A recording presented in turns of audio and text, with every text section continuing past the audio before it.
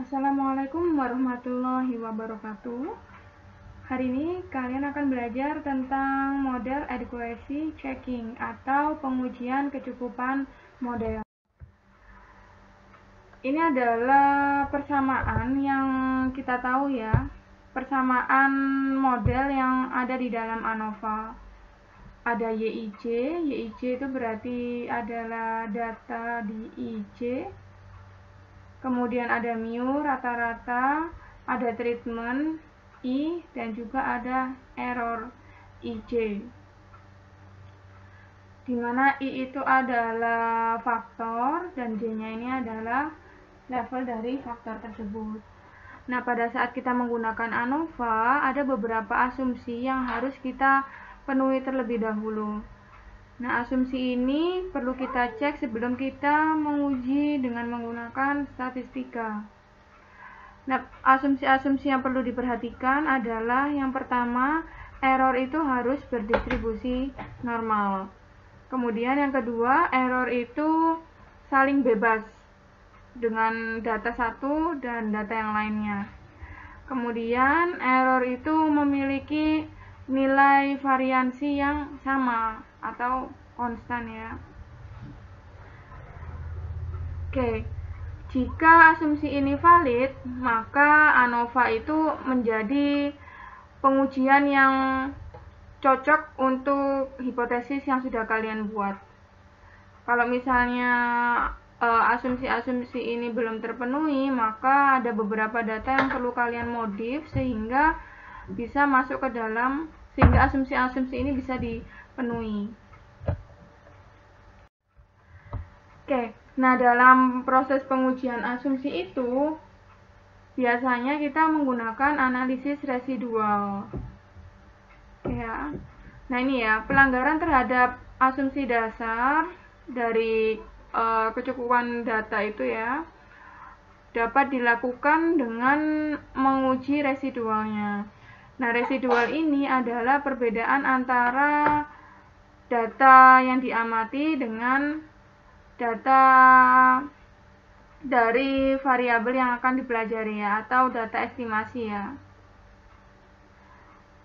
Oke, kemudian nah persamaan residual itu misalnya untuk observasi ke J dan pada treatment I itu bisa seperti ini ya, bisa dituliskan dengan menggunakan persamaan ini. EIJ sama dengan YIJ dikurangi dengan Y topi IJ.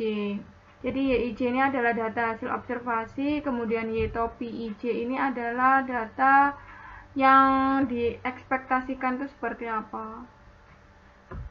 Kemudian, nah ini, jadi kita bisa mengatakan bahwasannya residual ini bisa dilihat sebagai penyimpangan dari data dan dari data yang diekspektasikan. Itu ya. Nah, data yang diekspektasikan itu biasanya didapatkan dari hasil regresi. Oke, uji kenormalan data. Kalian sudah tahu bahwasannya uji kenormalan itu atau yang namanya normal itu dilihat dari ininya ya, dilihat dari kubahnya ini ya, kubah distribusinya.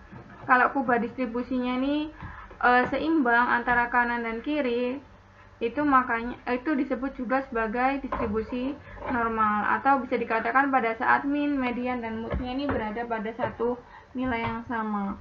Kemudian ada juga kurva yang memiliki condong ke kiri. Nah, condong ke kiri berarti nilai yang paling nilai yang paling tinggi itu adalah mode, kemudian diikuti oleh median dan oleh mean. Kemudian untuk yang condong ke kanan, maka nilai yang paling tinggi itu adalah mean, median, kemudian disusul oleh mode. Oke, nah sebelum pengujian statistika itu dilakukan, maka distribusi data itu perlu diketahui terlebih dahulu. Jika tidak dilakukan, maka akan terdapat resiko kesalahan pemilihan pengujian statistika dan berakibat kesimpulan kurang akurat. Jadi misalnya nih, pada saat kita melakukan pengujian kenormalan data, kalau datanya memang normal, maka kalian bisa langsung lanjut menggunakan ANOVA. Tapi pada saat datanya itu tidak normal, maka kalian harus menggunakan pengujian yang lain, misalnya menggunakan uji non-parametrik. Oke ya, kemudian untuk uji asumsi kenormalan itu digunakan untuk mengetahui apakah residual atau error itu terdistribusi secara normal. Nah, uji asumsi kenormalan ini dapat dilakukan dengan dua cara. Yang pertama itu bisa dilakukan secara visual, dan yang kedua bisa dilakukan secara analitis. Nah, untuk visual, data itu dikatakan terdistribusi normal secara visual apabila residual plotnya itu membentuk garis lurus. Kumpulan residual plotnya itu bisa membentuk garis lurus. Oke, kemudian untuk yang analitis, kalau analitis ini kita melakukan yang namanya pengujian hipotesis. Jadi kita buat H0 dan H1-nya, di mana H0 itu adalah residual plot terdistribusi normal, kemudian H1-nya residual plot terdistribusi tidak normal. Nah, sementara itu untuk mengambil keputusannya, kita bisa melihat langsung dari nilai p-value-nya ya. Apabila p-value lebih besar daripada alfa, maka H0 gagal ditolak. Kalau H0 gagal ditolak, maka maka data yang dimiliki itu berdistribusi normal. Kemudian kalau misalnya kebalikannya, P kurang dari alfa, maka H0 ditolak. Nah, kalau H0 ditolak, berarti residual plotnya itu tidak mengikuti distribusi normal. Oke, nah sebenarnya untuk uji kenormalan data ini dapat dilakukan dengan menggunakan beberapa tes, cuma saya hanya menjelaskan dengan menggunakan Minitab ya. Kalau misalnya kalian pengen belajar lebih lanjut, mungkin kalian bisa baca-baca e-book yang sudah saya share itu. Oke, kalau kita menggunakan prosedur Minitab, cara yang pertama itu kalian klik Start, Basic Statistik, Normality Test, kemudian pilih Anderson-Darling Test. Nah, kalau kalian sudah melakukan prosedur ini, kalian akan dapatkan data seperti ini ya. Oke. Nah, kalau dari visual kita lihat di sini ada garis biru. Garis biru ini garis lurus ya. Kemudian titik-titik ini adalah residual plotnya. Nah, kalau kalian lihat di sini ternyata titik-titik merah ini membentuk garis lurus. Tuh, berarti kalau dari secara visual terlihat bahwasannya data-data ini tuh mengikuti distribusi normal. Oke, kemudian untuk yang analitis, kalau analitis kita lihat p-value-nya. Ternyata di sini p-value itu lebih besar daripada alfa, sehingga H0 gagal ditolak dan hasilnya data berdistribusi normal. Seperti itu. Oke, kemudian cara yang kedua. Cara yang kedua itu bisa dilakukan dengan cara klik Start, Basic Statistics, Graphical Summary. Nah, seperti ini ya. Oke. Nah, untuk ini kita bisa lihat secara analitis ya. Visual juga bisa sih sebenarnya, diamati dari garisnya ini. Dari garis biru ini. Kalau garis biru ini kan terlihat bahwasannya nilai min, median, dan modus itu berada di titik tengah ya. Dan datanya itu seimbang antara kanan dan kiri. Oke, kemudian kalau dengan menggunakan analitis, kita amati nilai p-value-nya. Kalau p-value-nya lebih besar daripada alfa, maka H0-nya gagal ditolak dan kita dapatkan kesimpulan bahwasannya data itu berdistribusi normal. Oke, untuk selanjutnya ada pengujian independensi. Independensi atau saling bebas itu menunjukkan nilai pengamatan satu tidak mempengaruhi nilai pengamatan yang lain. Kalau pengamatan yang kita miliki itu ternyata tidak independen, maka itu bisa menyebabkan adanya bias ya. Dan membuat hasil uji statistik itu menghasilkan kesalahan positif yang berlebihan. Jadi intinya data kalian hasilnya itu tidak akurat, menghasilkan kesalahan atau error. Oke, jadi pengamatan itu bisa dikatakan tidak independen pada saat yang pertama pengukuran itu berulang dilakukan pada subjek yang sama. Jadi kalau kalian melakukan pengulangan tapi subjeknya itu sama, maka itu pengamatan itu dikatakan sebagai tidak independen. Kemudian pengamatan ini berkorelasi dengan waktu atau berhubungan dengan waktu. Jadi waktunya ini enggak secara random ya. Misalnya kalian melakukan pengukuran tuh dilakukan pada jam 1 aja. Seharusnya pengamatan ini ya dilakukan secara bebas. Maksudnya nggak hanya jam 1 aja, nggak hanya terpatok di satu waktu aja ya. Kemudian pengamatan berkorelasi dalam ruang. Ini bisa dikatakan sebagai lingkup percobaan ya. Uji independensi ini dapat dilakukan dengan mengamati residual versus Fitch plot. Plot berisi sebaran residual pada sumbu Y dan nilai-nilai estimasi respon pada sumbu X. Jadi ini plotnya, kemudian titik-titik ini adalah residual. Nah, kemudian nilai-nilai estimasi respon itu adalah berada pada sumbu X. Dengan menggunakan atau dengan memperhatikan plot ini, kita tuh bisa mendeteksi adanya nonlinearitas, kemudian varian error yang tidak sama, dan juga outlier. Beberapa fenomena persebaran yang dapat diamati pada grafik ini adalah yang pertama, misalnya kita mengamati residual itu berfluktuasi secara acak di sekitar garis 0. Misalnya titik-titik merah ini random banget ya, di mana-mana gitu. Itu berarti menunjukkan bahwasannya data itu saling bebas satu dengan yang lain. Kemudian residual secara kasar membentuk pita horizontal di sekitar garis 0. Maksudnya itu adalah titik-titiknya ini membentuk pita ya, yang istilahnya itu simetri terhadap garis 0 ini. Kalau seperti itu berarti varians dari errornya itu sama. Kemudian tidak ada satu residual yang menonjol dari pola acak dasar residual yang menunjukkan bahwa tidak ada outlier. Maksudnya itu residualnya ini nggak ada yang menyimpang dari sekumpulan residual plot yang ada di sini. Untuk prosedur Minitab pada uji independensi itu bisa dilakukan dengan cara ini ya, klik start, basic start statistik, kemudian ANOVA, one way, isi respon dan faktornya, kemudian klik graph, kemudian klik 4-in-1 di residual plots-nya. Sehingga nantinya kalian akan dapatkan grafik seperti ini ya. Ada 4 grafik dalam satu tampilan. Nah, untuk uji independensi kita lihat yang mana? Kita lihat yang ini.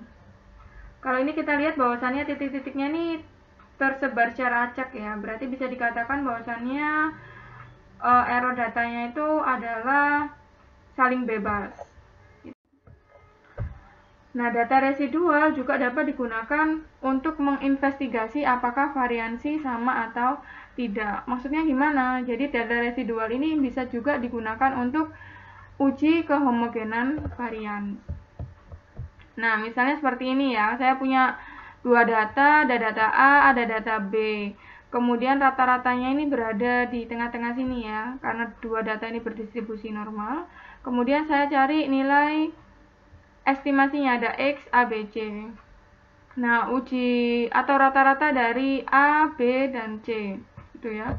Kemudian kemudian dari kedua titik-titik ini saya gabung menjadi satu grafik. Ini terlihat bahwasannya kedua data ini memiliki varians yang sama karena persebarannya ini lebarnya itu sama. Kemudian untuk prosedur Minitab-nya ini hampir sama ya dengan uji independensi, dan grafik yang diamati juga sama, yaitu grafik yang ini ya.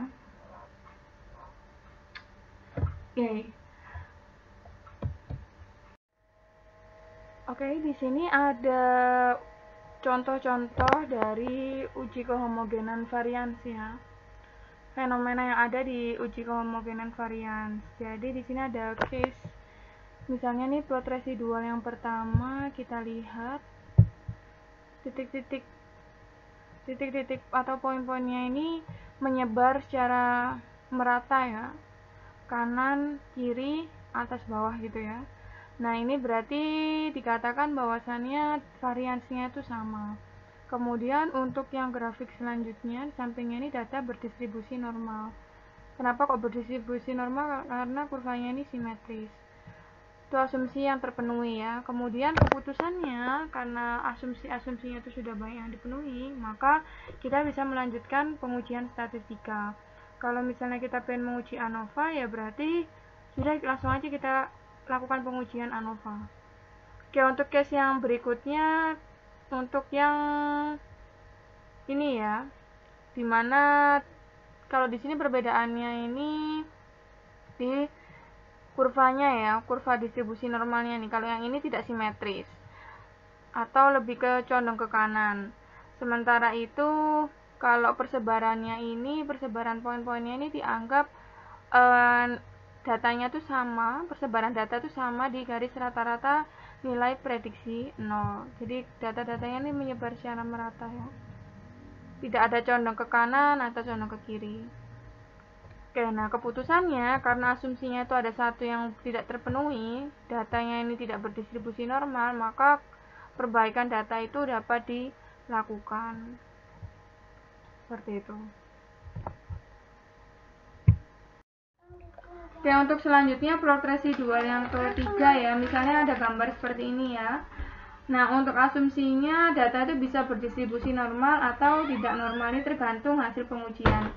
Kemudian variansinya itu tidak sama. Kenapa variansinya tidak sama? Karena ternyata datanya itu tidak merata ya di garis rata-rata nilai prediksi 0. Dan ini bentuknya itu bentuk kerucut. Jadi datanya itu lebih banyak yang di sekitar sini ya. Nggak merata dari sini ke sini itu nggak merata ya. Di sini masih kosong daerahnya. Maka keputusan yang bisa dilakukan adalah kedua asumsi itu perlu diperbaiki. Misalnya transformasi data itu perlu dilakukan ya. Kemudian untuk gambar yang di bawah ini terlihat bahwasanya di sini tuh ada banyak kumpulan poin-poin ya. Tapi ada satu data yang ternyata menyimpang jauh dari garis 0 ini. Nah, ini maka bisa kita katakan sebagai ini itu adalah outlier. Ada poin yang menyimpan dari mayoritas data poin. Sehingga keputusannya itu adalah perbaikan data dengan cara menghapus data tersebut itu bisa dilakukan. Jadi kalau misalnya kalian hapus data ini, maka data ini akan memiliki ini ya, akan berdistribusi normal dan variasinya itu sama. Oke, di sini ada beberapa tugas yang perlu kalian kerjakan. Ada tugas ada aplikasi dari rancangan acak lengkap, rancangan acak kelompok lengkap, maupun rancangan acak bujur sangkar Latin ya. Oke, terima kasih atas perhatiannya. Semoga ilmu yang saya ajarkan ini bermanfaat. Mohon maaf jika saya ada salah. Assalamualaikum warahmatullahi wabarakatuh.